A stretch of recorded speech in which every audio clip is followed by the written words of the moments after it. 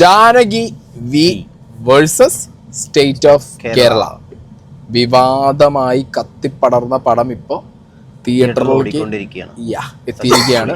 First day first show കണ്ട ഞങ്ങളുടെ അഭിപ്രായമാണ് നിങ്ങൾ കേൾക്കാൻ പോകുന്നത്. ഞങ്ങൾ ഗുണ്ടകളല്ല, ഞങ്ങളുടെ അഭിപ്രായം നിങ്ങളിലേക്ക് എത്തിക്കുന്നു.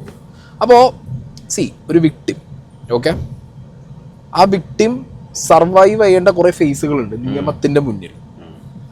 ആ ഫേസുകൾ എന്തൊക്കെയാണെന്നും ഇവിടുത്തെ സിസ്റ്റം ആ വിക്ടിമിന് എന്ത് രീതിയിലുള്ള നീതി കൊടുക്കുന്നു, ആ നീതി പിന്നെ ആര് മേടിച്ചു കൊടുക്കുന്നു. This is the basic plot of this movie.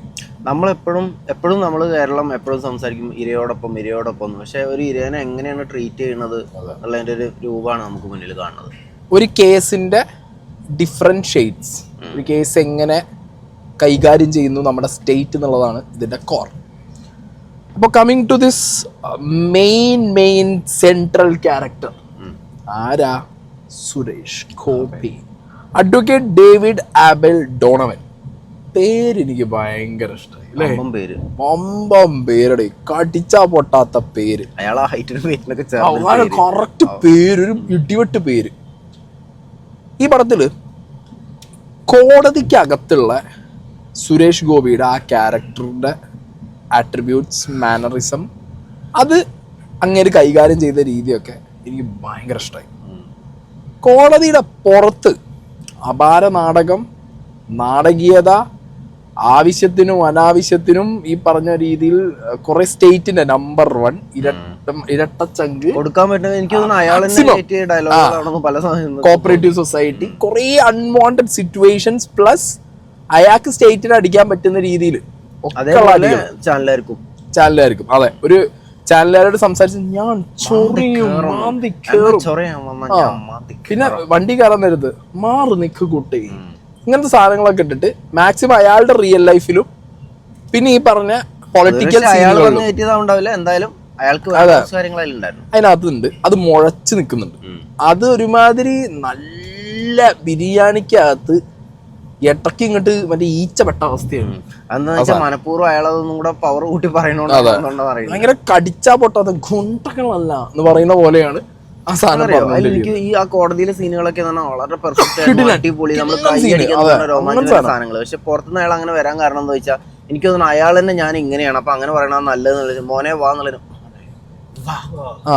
അങ്ങനത്തെ ഒരു കൈൻഡ് ഓഫ് ഡ്രാമാറ്റിക് ഫീലാണ് കോടതി സീനുകളല്ലാത്ത സീനുകളിൽ ആ ക്യാരക്ടർ ചെയ്ത സുരേഷ് ഗോപി എന്ന് പറഞ്ഞ വ്യക്തിയുടെ ഒരു ആക്ടിങ് കണ്ടപ്പോൾ എനിക്ക് തോന്നിയത് ആ ക്യാരക്ടർ ആണ് ഇതിന്റെ സെൻട്രൽ ക്യാരക്ടറായിട്ട് ഇതിന് എല്ലാ ഇതിലും പ്ലോട്ടിലും മെയിൻ ആയിട്ട് നിൽക്കുന്നത്. പിന്നെ അടുത്ത ക്യാരക്ടറാണ് നമ്മുടെ അനുപമ പരമേശ്വരൻ.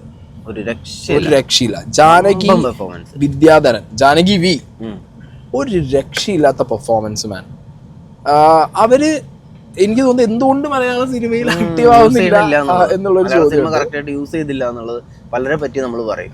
ഇത് നമുക്ക് വീണ്ടും എടുത്ത് പറയേണ്ടി വരുന്നു അങ്ങനെ ഒരാളെ കുറിച്ച്. കാരണം എന്താ പറയാ, ഇതില് സെന്റിമെന്റ് സീന് ഓവറായ കയ്യിന്ന് പോകും. ഒരു മീറ്റർ പിടിച്ചിട്ട് വേണം ഈ വിക്ടിം എന്ത് ചെയ്യാൻ, പെർഫോം ചെയ്യാൻ. അത് അവർ ആ മീറ്റർ കൃത്യമായിട്ട് എന്ത് ചെയ്തു, ഡെലിവർ ചെയ്തിട്ടുണ്ട്. എനിക്ക് അവരുടെ ക്യാരക്ടറും അവരത് എക്സിക്യൂട്ട് ചെയ്ത രീതിയും എല്ലാം ഭയങ്കര ഇഷ്ടമായി. ഈ എൻറ്റയർ സിനിമയിൽ അവരുടെ ക്യാരക്ടറിനെ കുറിച്ച് തോന്നിയ ഒരു കാര്യം എന്ന് വെച്ചാൽ ഈ സിനിമയിൽ തന്നെ എടുത്ത് പറയുന്നുണ്ട്, അവർ ഭയങ്കര ബോൾഡാണ്, മാത്രമല്ല ഭയങ്കര കുറച്ച് ഓവറായിരുന്നു എന്നുള്ളതൊക്കെ പറയുന്നുണ്ട്. അപ്പൊ അങ്ങനത്തെ ഒരാൾക്ക് ഒരു മോശം അനുഭവം ലൈഫിൽ വന്നു കഴിഞ്ഞിട്ടുണ്ടെങ്കിൽ എത്ര ബോൾഡാണെങ്കിലും അതിന്റെ ഒരു സംഭവങ്ങളും ഉണ്ടാവും. പിന്നെ ആ ബോൾഡ്നെസിന്റെ ഒരു ലാഞ്ചനെ അവരെ ക്യാരക്ടറിൽ ഉണ്ടാവും. അത് അടിപൊളിയായിട്ട് നന്നായി ചെയ്തിട്ടുണ്ട് കേട്ടോ അവര്. പിന്നെ ഇതില് ശ്രുതി രാമചന്ദ്രൻ സെക്കൻഡ് ഹാഫിലാണ് ഇവരുടെ എൻട്രി വരുന്നത്. ബ്രില്യന്റ് മാൻ. അതായത് സുരേഷ് ഗോപിയെ പോലെ ആ കോടതിക്കകത്ത് കോട്ടിട്ടിട്ട് ആ ക്യാരക്ടർ എക്സിക്യൂട്ട് ചെയ്യാൻ മാത്രം കപ്പാസിറ്റി, കേപ്പബിലിറ്റി, അത് ചെയ്ത് പരിശീലിച്ച, അല്ലെങ്കിൽ ഇതിന് ചിന്താമണി കൊലക്കേസ് ഞാൻ പറയണ്ടല്ലോ. അപ്പൊ അങ്ങനത്തെ ഒരു കാലിബർ ഉള്ള ഒരാളുടെ ഒപ്പം തന്നെ നമുക്ക് ആ സീൻ ആ ഒരു അവരുടെ ക്യാരക്ടറിനെ മാറ്റാൻ പറ്റുന്നില്ല. അതെന്നറിയോ, ശ്രുതി ബ്രില്യന്റ് ആയിട്ട്. സുരേഷ് ഗോപി ഒരു സൈഡിൽ അതിഗംഭീരമായിട്ട് വാദിക്കുമ്പോൾ അവരൊരു ചിരിയോടുകൂടിയാണ് ചെയ്യണ വിചാരിച്ചാലും അതിനെ ഒപ്പം നിൽക്കുന്നുണ്ട് ആ ഒരു ആക്ടിങ്. അടിപൊളി. പിന്നുള്ളത് അസ്കർ അലി.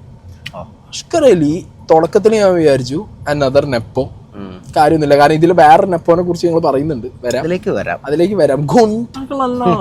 അപ്പോ ഇതിൽ അഷ്കർ അലി തുടക്കത്തിലൊക്കെ ഒരു വോണറബിൾ ആയിട്ടുള്ള ഒരു പോലീസ് ഓഫീസറാണ്.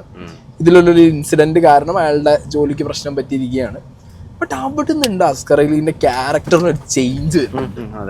അത് ആ ക്യാരക്ടറിന്റെ ചേഞ്ചും സട്ടിലായിട്ടുള്ള കുറച്ച് സാധനങ്ങളും എവിടേക്കോ നമുക്ക് ആസിഫ് അലീന്റെ ഒരു ഫ്ലെയറും ഒക്കെ കിട്ടിയിട്ട് അസ്കർ അലി ഒപ്പത്തിനൊപ്പം അല്ലെ ഒപ്പത്തിനൊപ്പം അയാൾക്ക് കൊടുത്ത സാധനം അയാൾ നല്ല രീതിയിൽ എന്താണ് ആവശ്യപ്പെടുന്നത് അത് കറക്റ്റ് ആയിട്ട് അസ്കർ അലി പഠിച്ചിട്ടുണ്ട്. എനിക്ക് അതിൽ അസ്കർ അലി പറയുന്നുണ്ടല്ലോ, എന്താ പറയാ, എനിക്ക് ഉപ്പാനും ഓർമ്മ എന്ന് പറയുന്ന ആ സീനൊക്കെ ഗംഭീര സീനായി തോന്നി, അടിപൊളിയായിട്ട് ഹാൻഡിൽ ചെയ്തു. അങ്ങനെ നന്നായിട്ട് ആ ഒരു ടൈമിൽ ആസിഫ്ക്ക് പോലും അത്രയും ഒരു ഇമോഷണൽ സാധനങ്ങളൊന്നും ഹാൻഡിൽ ചെയ്യാൻ പറ്റിയിട്ട് തോന്നുന്നില്ല. അതെ. അപ്പൊ അങ്ങനെ ബൈജു നന്നായിട്ട് ചെയ്തിട്ടുണ്ട്. ജയൻ ചേർത്തല അങ്ങേര് ഒരു വക്കീലാണ്, അങ്ങേര് അത്യാവശ്യം കുഴപ്പമില്ലാതെ ചെയ്തിട്ടുണ്ട്. മറ്റേ ചെങ്ങായിന്റെ പേരെന്തെയ്യുന്നു നമ്മളെ, അയാളെ പേര് ഞാൻ മറന്നുപോയല്ലോ. നമ്മൾ ലാലേട്ടന്റെ പടത്തിലൊക്കെ ഇതായിട്ട് വന്ന പോലീസ് ഓഫീസർ, അങ്ങനെ പേര് മറന്നുപോയത്, സോറിട്ടാ. നമ്മളെ ഇത് നമ്മളെ മറ്റേത് ഞങ്ങൾ അസ്വസ്ഥരാണ് പണ്ട് പറഞ്ഞേ. ഇടോ ആ ചെങ്ങായില്ലേ, അയാളെ പേര് മറന്നുപോയിട്ടുണ്ട്. ഒരു പോലീസ് ഓഫീസറിന്റെ ക്യാരക്ടർ ചെയ്ത അങ്ങേര് മറ്റേ ഇത് ഏതറിയോ, അയാളെ പേരെന്താ, എന്താ അയാളെ അടിപൊളിയായിരുന്നു. ആ ഒരു ക്യാരക്ടർ, ഒരു എസ് ഐന്റെ ക്യാരക്ടർ ഉണ്ട്. ആ എസ് ഐ ആണ് ഇതിന്റെ SHO അന്വേഷിക്കുന്നത്. യദുകൃഷ്ണൻ. യദുകൃഷ്ണൻ അയാളൊരു രക്ഷയില്ല. അതെ, പണ്ടത്തെ സിനിമയിലൊക്കെ സെയിം അതിന്റെ ഒരു പുതിയ വേർഷൻ അതേപോലെ ചെയ്തുകൊള്ളല്ല, പക്ഷെ നമുക്ക് വെറുപ്പിക്കണം, രസം പിടിക്കുന്ന ഒരു പോലീസ്. അയാള് നല്ല രീതിയിൽ യദുകൃഷ്ണൻ ആ ക്യാരക്ടർ ചെയ്തിട്ടുണ്ട്.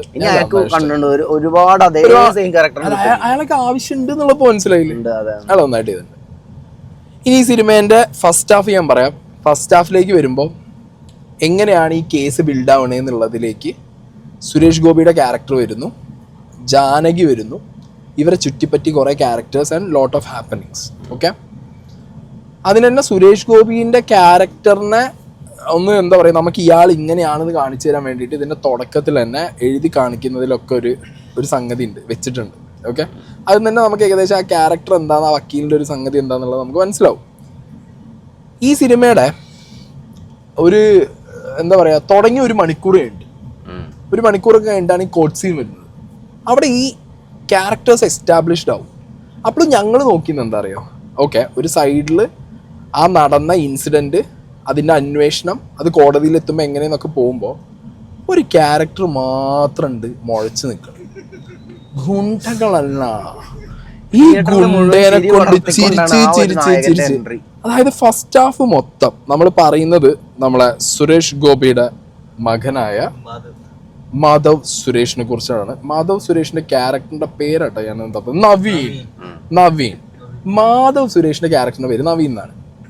ഇന്റെ മക്കളെ, ഫസ്റ്റ് ഹാഫിൽ ഈ ക്രിക്കറ്റിലും ഫുട്ബോളിലൊക്കെ വീക്ക് ആയിട്ടുള്ള പ്ലേയേഴ്സ് ഇന്ന് അവരെ ടീമിൽ എടുത്തേ പറ്റൂ. കാരണം മാനേജ്മെന്റിന്റെ ആരെങ്കിലും ആവുമല്ലോ, ടീമിന്റെ ഓണറെ കുട്ടിയോ അല്ലെങ്കിൽ മാനേജറെ മകനൊക്കെ ആവും. അപ്പൊ ഇതിനെ ടീമിൽ കൊടുക്കണം, എന്നാ ഒളിപ്പിച്ചേ പറ്റൂ എന്നുള്ളൊരു അവസ്ഥ വരില്ല. ആ രീതിക്കായിരുന്നു. ഒരു സീൻ ഉണ്ട് ഇതിനകത്ത്, മാധവന്റെ ഡയലോഗ് ബാക്ക്ഗ്രൗണ്ടിൽ പ്ലേ ആവുന്നുണ്ട്, ഈ അശരീരി പോലെ. ഫ്രെയിമിൽ കാണുന്നതാണ്, അല്ല ദിവ്യ പിള്ളേനും അനുപമേനും ബാക്ക്ഗ്രൗണ്ടിൽ ചെങ്ങായി 3 പേരില്ല.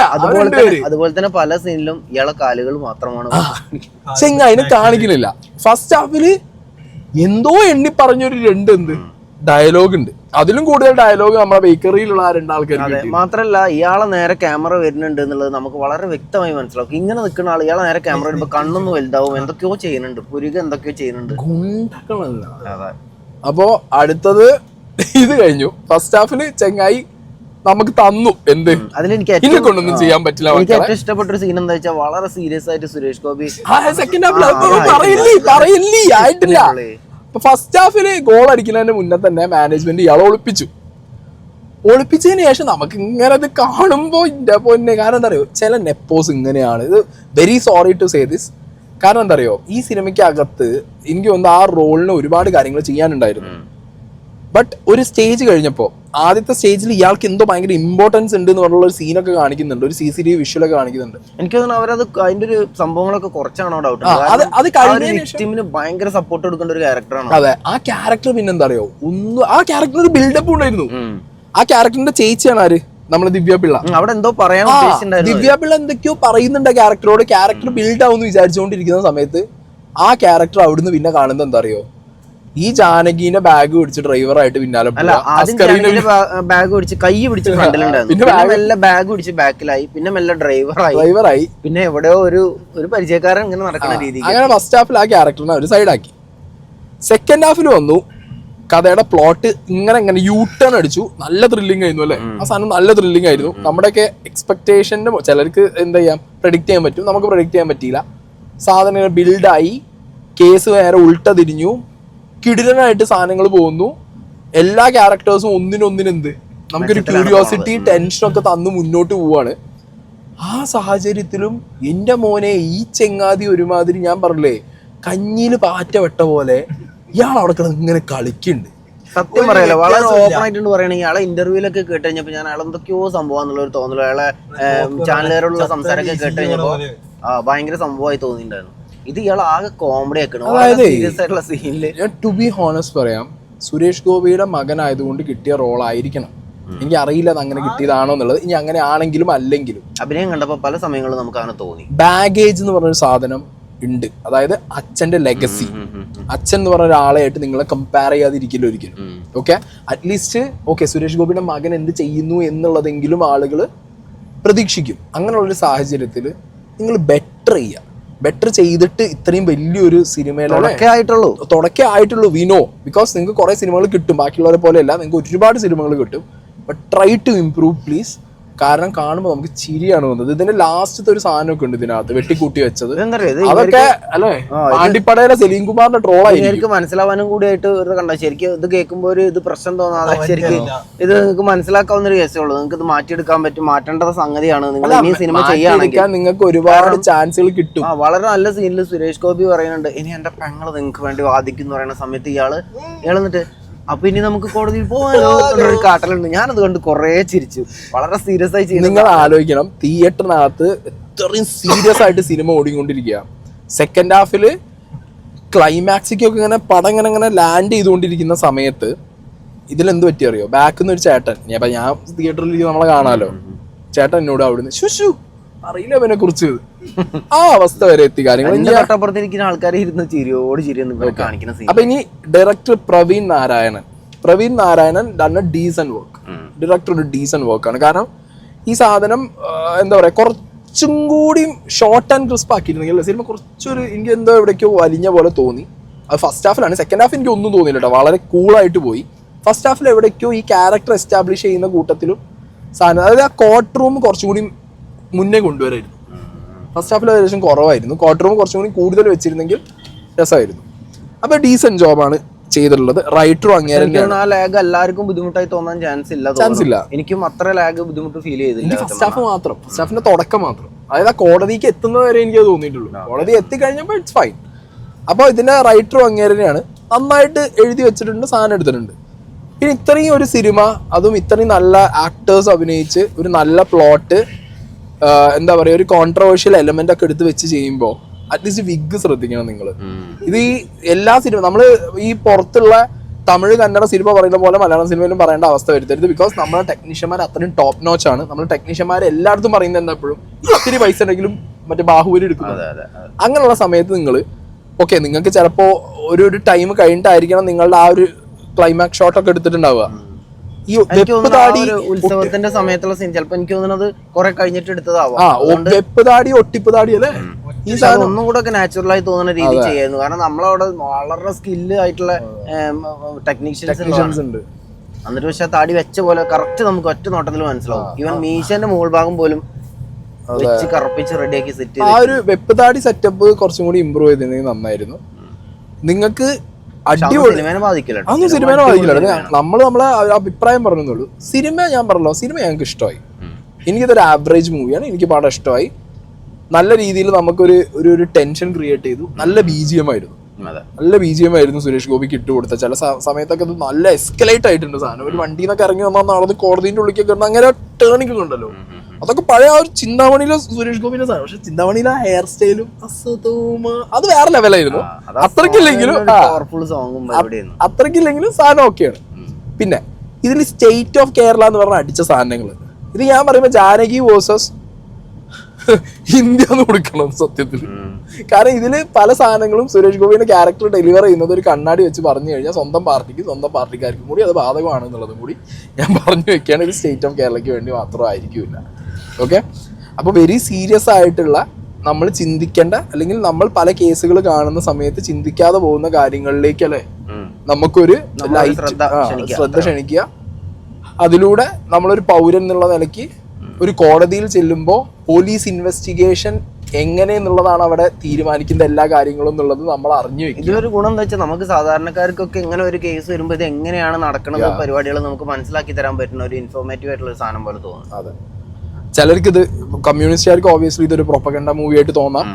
ഓക്കെ, അതിനുള്ള വകുപ്പുകൾ ഉണ്ടേ, ചെയ്തു വെച്ചിട്ടുണ്ട് അതിനകത്ത്. അതിൽ തോന്നിയതിന് നമുക്കൊന്നും പറയാൻ പറ്റില്ല, കാരണം അത്രയും ചെയ്തു വെച്ചിട്ടുണ്ട്.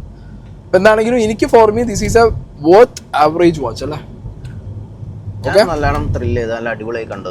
ഗുണ്ടയാണോ? ഞങ്ങൾ ഗുണ്ടകളല്ല. എന്തായാലും അവസാനം ആശാനെ വെട്ടിക്കൂട്ടി ഒരു മൂലക്കിലാക്കി.